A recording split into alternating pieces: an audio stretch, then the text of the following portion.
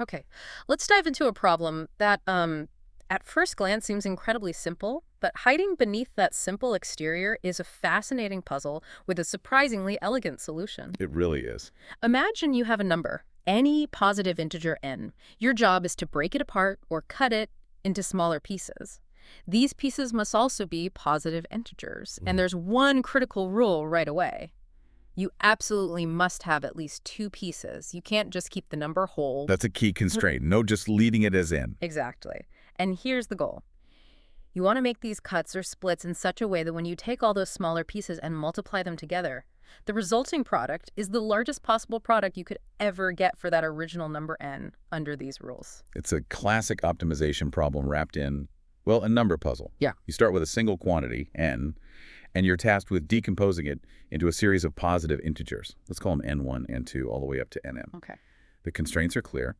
The sum of these pieces must exactly equal the original number n. So n1 plus n2 plus nm plus nm is n. Got it. The sum has to match. And crucially, you absolutely must have m, the total count of pieces, be 2 or more.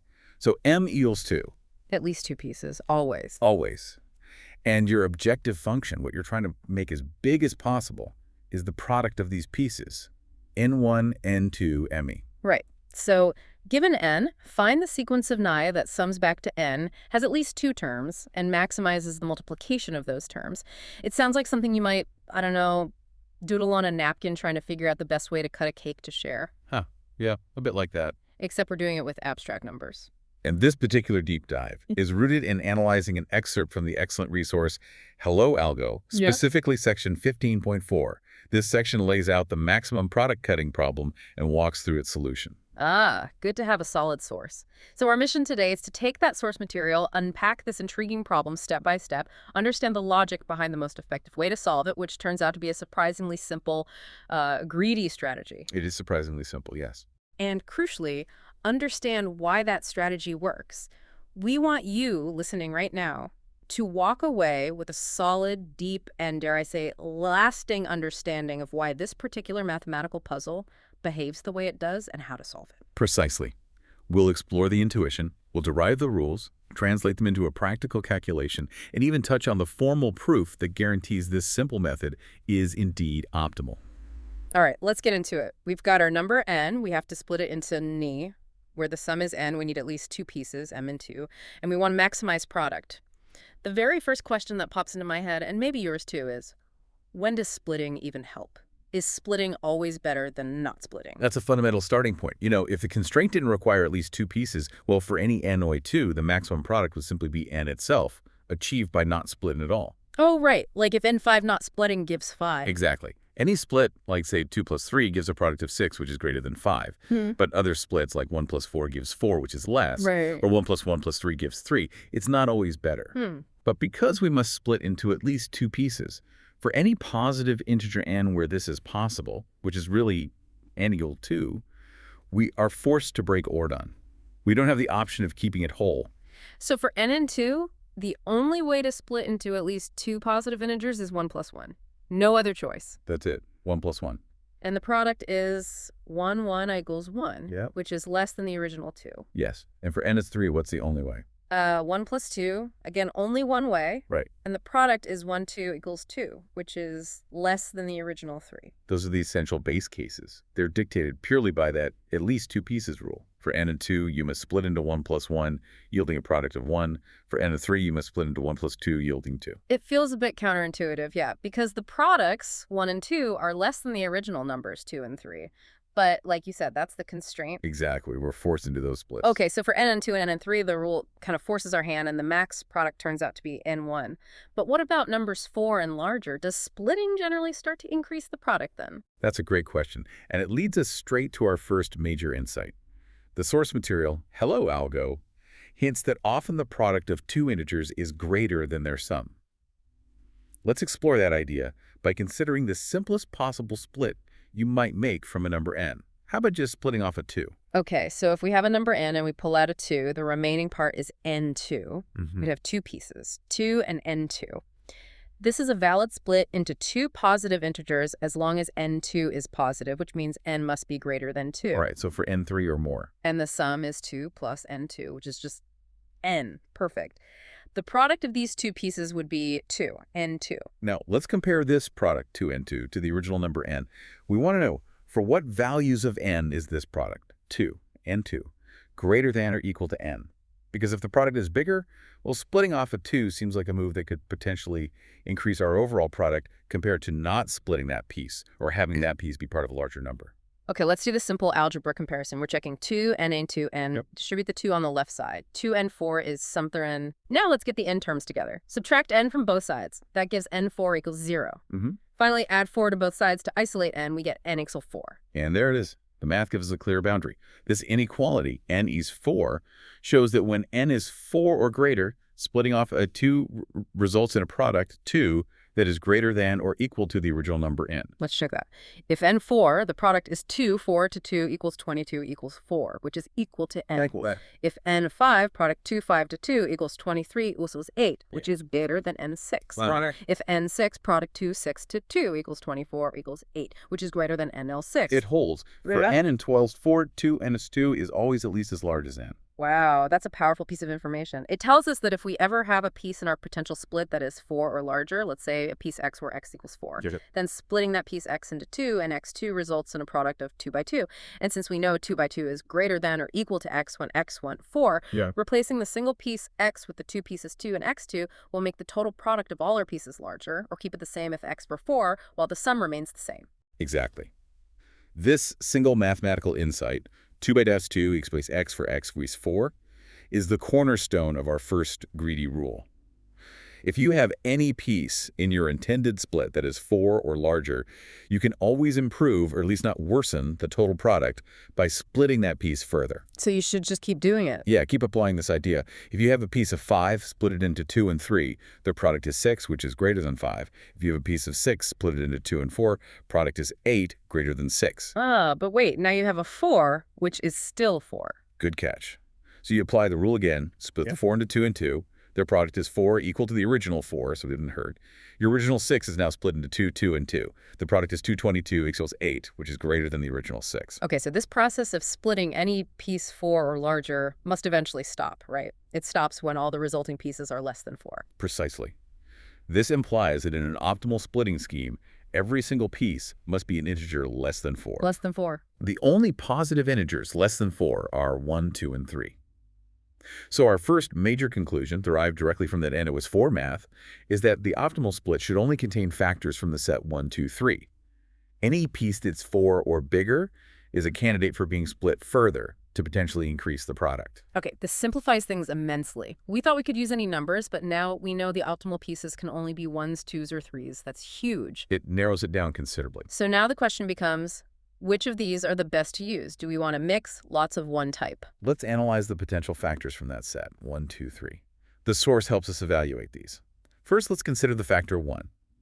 Suppose in a hypothetical optimal split for n3, we need n3, because for n2 and n3, we were forced to use a 1. Right, for n3 where we actually have choices. So assume you had a piece that was 1 in your supposedly optimal split. Since the 2 to sum must be n and n3, there must be at least one other piece in your split. Let's say you have a 1 and another piece, y, among your factors. Okay, a 1 and some other piece, y? Their contribution to the total product is 1y. Right, just y. Now think about this. What if you took that 1 and didn't keep it as a separate piece, but instead merged it, added it to the other piece you had? So instead of 1 and y, you just have one piece, y plus 1. Exactly. You'd replace the pieces 1 and y with a single new piece, y plus 1. Now let's check the sum. The sum of the original two pieces was 1 plus y. The value of the new single piece is y plus 1. The sum contribution remains the same overall in the split. Yeah, 1 plus y is the same as y plus 1. The total sum n doesn't change, but the product does change. It goes from 1y to just y plus 1. And for any positive integer y, the value y plus 1 is always greater than 1y. Let's see, if y1, 11, 1, but 1 plus 1, 2, yep, 2, 1. If y2, 12, 2, but 2 plus 1, 3, yep, 3, 2. If y10, 1 plus 10, but 1 plus 10, 11, yep, 11, 10, it's always bigger. Always bigger. Okay. So if you have a piece that is 1 and another piece y in your split for n3, you can always combine the 1 with the y to make y plus 1. This keeps the sum the same, but increases the product. Which means the original split that had the 1 in it couldn't have been optimal. because we just found a way to make the product larger? Precisely. This means having a 1 as a separate piece in your optimal split, unless N2 or N3 forces it, allows you to immediately make the product larger by merging the 1 with any other piece. This directly contradicts the assumption that the split containing the 1 was optimal. Ah, okay, so this is a crucial point. I bet the proof by contradiction later will use this specific logic. It absolutely will. If you assume an optimal split has a 1 for N3, you can show how to get a better product by eliminating the 1. So the takeaway is, for N3, factors of 1 should generally be avoided because they decrease the product relative to their contribution to the sum compared to other factors. Exactly. The only exceptions are those base cases, n of 2 forced 1 plus 1, and n of 3 forced 1 plus 2, where 1 n of 1 is the only possible split into at least two positive integers. For n4, we should strive to avoid 1s entirely in our optimal split. Okay, so we've eliminated factors N4 and we've eliminated factors of 1 for N and 4. That leaves us with only 2s and 3s as the building block for our optimal split when N equals 4. Just 2s and 3s. Now, the million-dollar question. Which one is the better piece? Should we use lots of 2s, lots of 3s, or maybe some specific mix? This is where we compare the efficiency of 2s versus 3s. The source gives a great example by comparing splitting a number into only 2s versus only 3s, especially when the sums are equal. Let's consider the number 6. We know the optimal pieces must be 2s or 3s because 6s is 4, so no 1s or 4s or 5s or 6s allowed. Right. For N6, we could try using only 2s or only 3s. Using only 2s, that would be 2 plus 2 plus 2 equals 6s. 3 pieces of 2, the product is 2, 2, 2 equals 8. So product 8. Now using only 3s. That would be 3 plus 3 equals 6. 2 pieces of 3, the product is 3, 3 equals 9. And comparing 8 and 9. 9 is definitely bigger than 8. It is. This is a key comparison. Summing 3 2s gives the same total sum. 6 is summing 2 3s. But the product from the 2 3s, which is 9, is larger than the product from the 3 2s, which is 8. Huh. This strongly suggests that 3s are generally more efficient at contributing to the product for their sum than 2s are. That's exactly the right way to think about it. For any sum S that is a multiple of 6, say S equals 6k, you could represent it as 3k groups of 2 plus 2 plus 2. Right. Each group sums to 6 and has a product of 8. Or you could represent S as 2k groups of 3 plus 3. Each of those groups sums to 6 but has a product of 9. So replacing a 2 plus 2 plus 2 group with a 3 plus 3 group keeps the sum the same, still 6, but increases the product contribution from 8 to 9. Which means, if our optimal split somehow ended up with 3 2s in it, Yes. we could always swap those 3 2s for 2 3s. The total sum of all our pieces would stay the same, but the overall product would have to increase because we swapped an 8 for a 9. Precisely. This gives us our second key greedy rule. In an optimal split for n is 4, there should be, at most, 2 factors of 2. If you find yourself with 3 or more 2s, you're basically leaving product on the table because you could swap 3 of those 2s for 2 3s and get a better result. Okay, wow. We've really boiled it down now. Let's recap the fundamental building blocks and the rules for combining them. For ennials, the optimal pieces can only be 2s and 3s. No factors 4 or bigger, and no factors of 1. Correct. Rule 2. We should use as many 3s as possible because they seem to be more efficient than 2s at generating product for their sum. Maximize the 3s, yeah. Rule 3. Because 3 2s, product 8, are less efficient than 2 3s, product 9, for the same sum, Yes. we should have at most 2 2s in our final set of pieces, never 3 or more. Yes, those are the 3 core principles derived from analyzing the numbers. Now, how do we translate these principles into a concrete strategy for any given number n? The most efficient pieces are 3s. The rules say use as many 3s as possible, avoid 1s, and have at most 2 2s. It sounds like we should just try to make n by adding up as many 3s as possible first and just see what's left over. The remainder, after taking out all the 3s, should tell us what, if any, 2s we need to add in. That's precisely the greedy strategy. We repeatedly split off, or maybe better, account for as many 3s as we can possibly get from betting. You keep taking out 3s until the number remaining is too small to take out another 3. And if you can't take out another 3, the remainder must be less than 3. Right. That remaining number can only be 0, 1, or 2. Why only 0, 1, or 2? Couldn't it be 3 or 4? Ah, good question.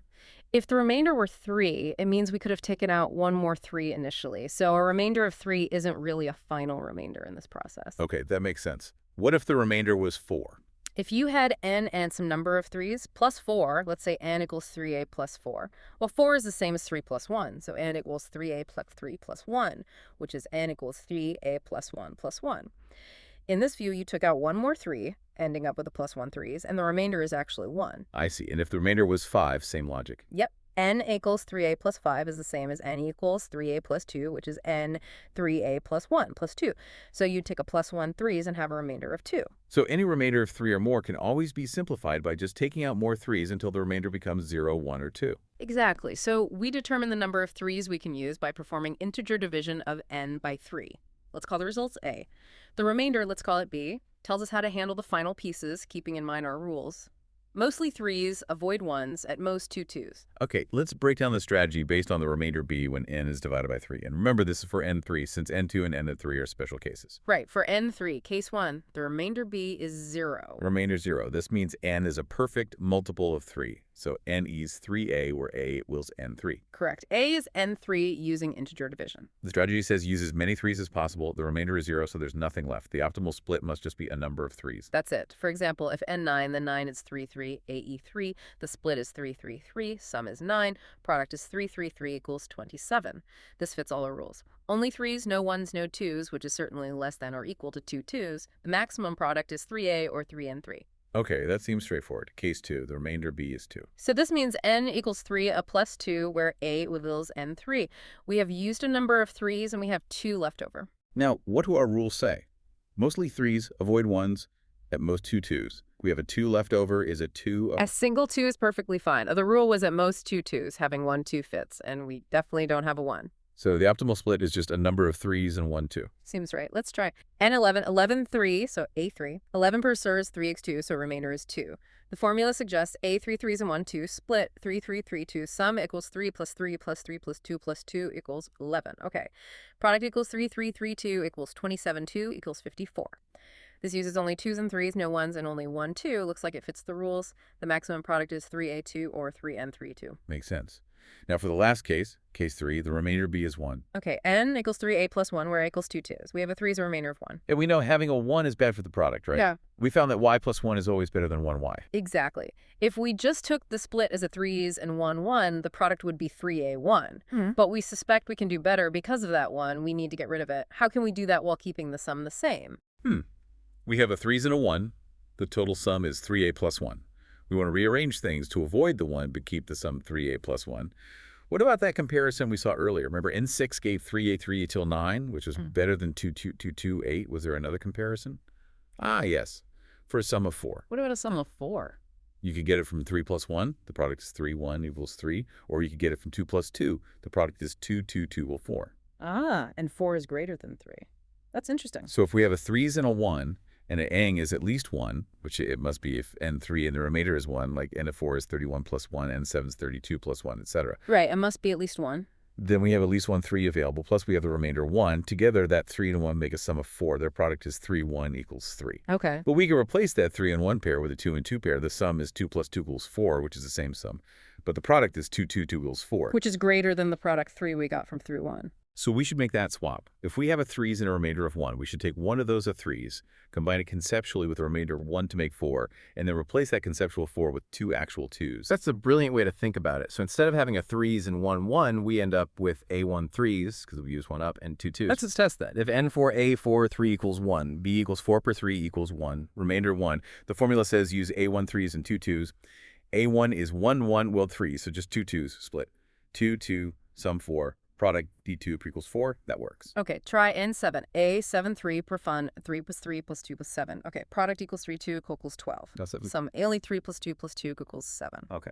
Product equals 3, 2, 2 equals 12. But that fit the rules. Yeah. Only 2's and 3's, Right. yes. No 1's, yes. Yeah. At most 2 2's, yes. Exactly 2 2's. It works. It does. So when the remainder is 1, the number of 3's is A1, which is N3, 1. And we have 2 2's. The optimal product is 3A1, 2, 2, which we can write as 3A1, 4.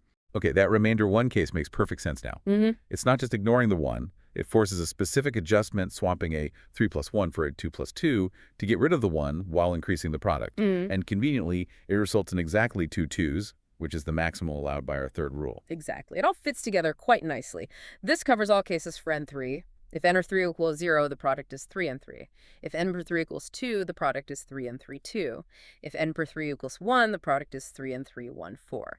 And we must absolutely remember the boundary cases we identified way back at the beginning, where the at least 2 pieces rule overrides this general strategy. Crucial. For N2, the only split is 1 plus 1, product is 1. Yes. For N3, the only split is 1 plus 2, product is 2. Correct. Notice that for these two small numbers, the product happens to be N1. Ah, that's a neat way to summarize N2 and N3. Product is N1. Yes, those are handled separately. The general strategy based on remainders of 3 only kicks in for N3.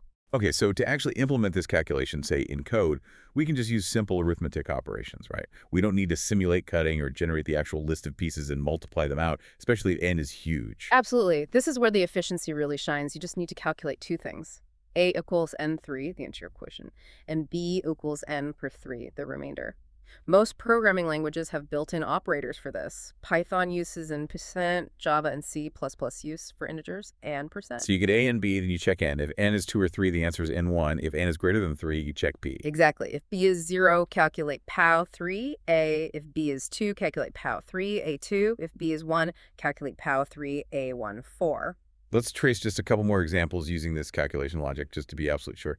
Let's try n10 for Okay, N5, it's greater than 3. A5, 3, 1, 2 equals 3, 2 equals 6. And the split we expect is 3, 2, product 6, checks out. Okay, how about n8, greater than 3? A equals 8, 3, 1, 2B equals 8%, 3 equals 2.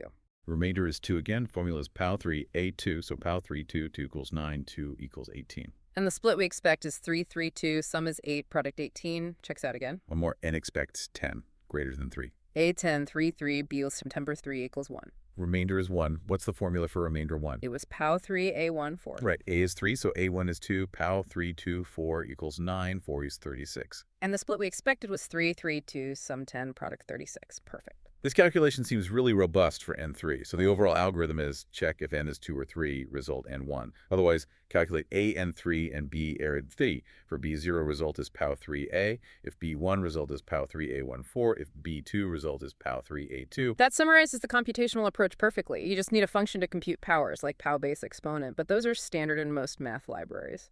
Now, you mentioned efficiency. How efficient is this? But could I calculate this for a really huge number, say n is a trillion? Would it take forever? Not at all. It's incredibly efficient. First, let's think about memory, or space. The source discusses this. The amount of extra memory this calculation requires, regardless of how large n is basically constant. You only need variables to store n, a, b, maybe the intermediate power result, and the final answer. So it doesn't matter if n is 10 or 10 trillion. The memory used is roughly the same tiny amount. Exactly. That's described as O1, space complexity. O1 means constant time. It's the best possible. Memory use doesn't scale with the input size n at all. Okay, O1, space is phenomenal. That's great. What about the time it takes to compute? The time is dominated by that power calculation, computing POW3A or POW3A1. Now, if you were to calculate, say, 3A, simply multiplying 3 by itself a time. Like 3, 3, 3, O a times. Yeah. That would take a number of steps proportional to A. Since A is roughly N3, that would be OA or ON time complexity. For N being a trillion, that would indeed be way too slow. A trillion steps is not feasible. But standard power functions in libraries don't do it that slow way, do they? Correct. They use a much smarter technique, often called exponentiation by squaring or binary exponentiation. Exponentiation by squaring. How does that work? Instead of doing xxy times to get chi, it uses the fact that xy is even, y is even, and xy is even, and xy 12 if y is odd. It breaks the problem down much faster. Oh, like to get by 8, you calculate by 2, then square that to get by 4, then square that to get by 8. That only took 3 multiplications instead of 7. Precisely. The number of multiplications required by exponentiation by squaring is proportional to the number of bits in the exponent y, which is roughly log base 2 of y. Okay, so in our case, the exponent is a, or a1, and a is about n3, so the time complexity is proportional to log base 2 of a. Yes, O log a. And since a is roughly proportional to n, the time complexity is effectively O log n. O log n. Now, for people less familiar with that notation, what does log n mean in practice compared to on? How much faster is it? It's astronomically faster for large n. Think about it this way. If an algorithm takes on time, doubling n roughly doubles the time it takes. If it takes O log n time, doubling n only adds a small constant amount of extra time. Wow. Let's use your trillion example. N is 2012. An ON algorithm would take on the order of 1012, but log base 2 of n3, which is roughly log base 2 of 1012, is approximately 40. 40. Yes. So instead of a trillion operations for the power calculation, an efficient POW function using exponentiation by squaring needs something proportional to only about 40 operations. That's unbelievable. So even with the power calculation, this method is lightning fast for practically any input size n you could possibly store in a computer. Pretty much. O1 space and O log n time, or sometimes even effectively O1 time, if the exponent fits within hardware limits for specialized power functions, is about as efficient as algorithms get for this kind of problem. It really is elegant. The simple, greedy rules based on 2s and 3s not only give the right answer, but also translate into this incredibly efficient computation. That's often the payoff for finding the right mathematical structure. Okay, so we've derived the rules, we've figured out the calculation, confirmed it's super efficient. But there's still maybe a tiny nagging question, at least for me. How can we be absolutely sure this greedy strategy, always favoring 3s, handling remainders this specific way, is always optimal for any n3?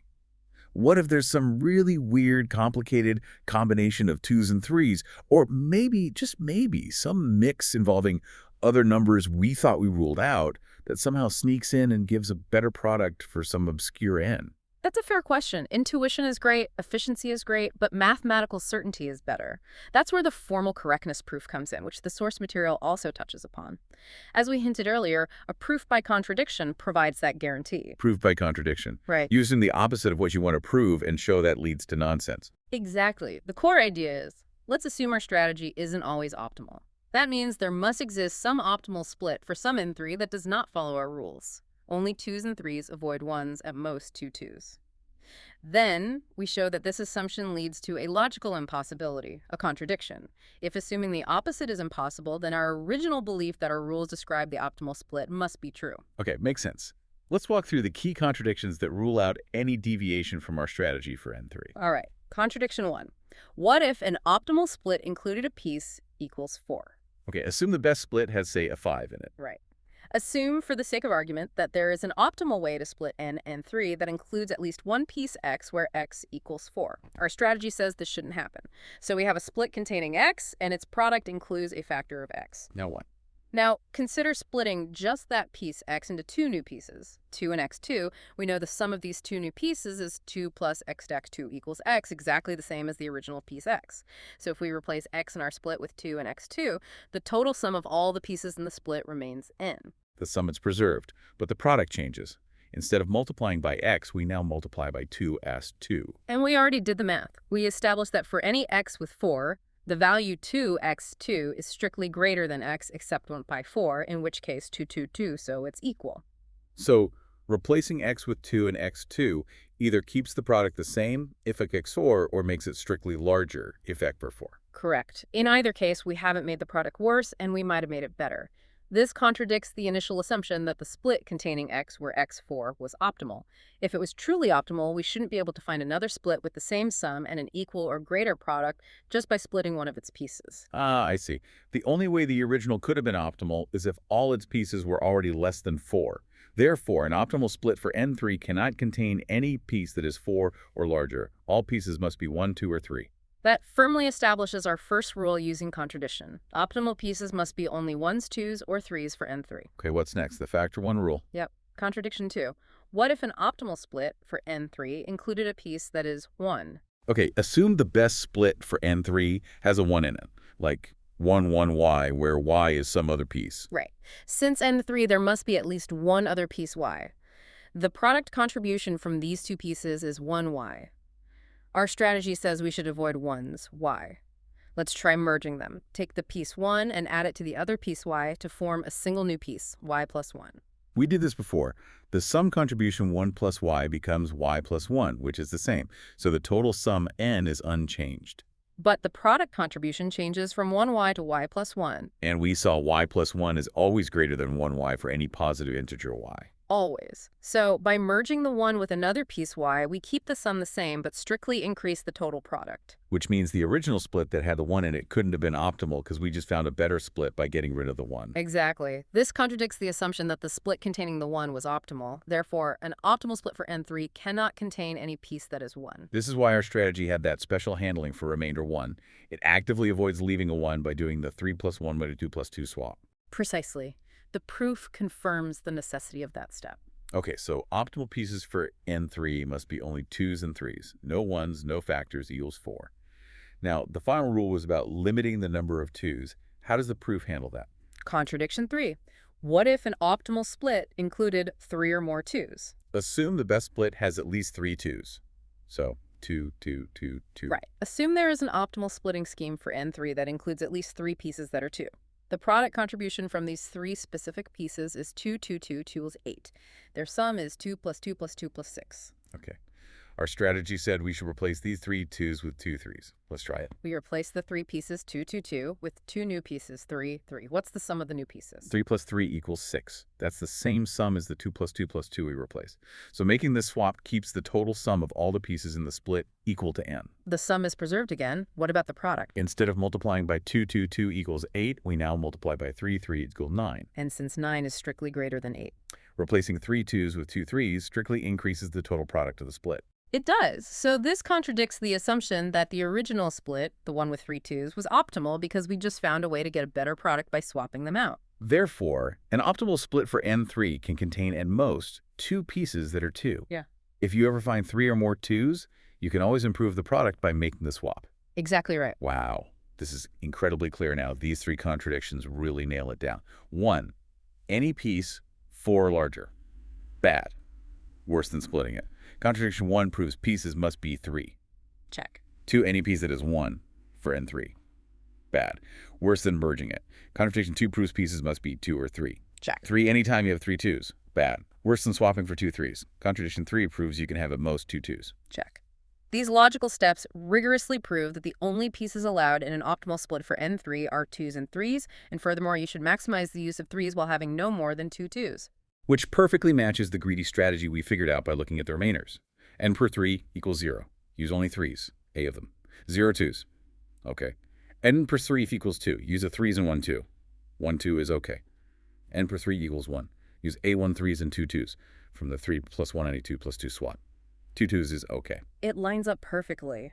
The proof provides the absolute certainty, the strategy provides the elegant and efficient solution. It's really satisfying to see how the intuitive greedy rules, which seemed maybe a bit like lucky guesses at first, are fully backed up by this formal proof structure. It confirms that we don't need to worry about exploring zillions of complex combinations.